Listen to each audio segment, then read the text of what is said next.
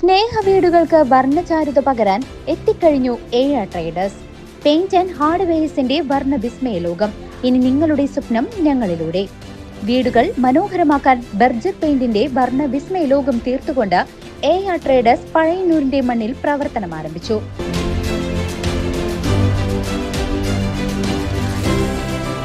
AR traders paint and hardware, Pazhayannur high school road, AR complex.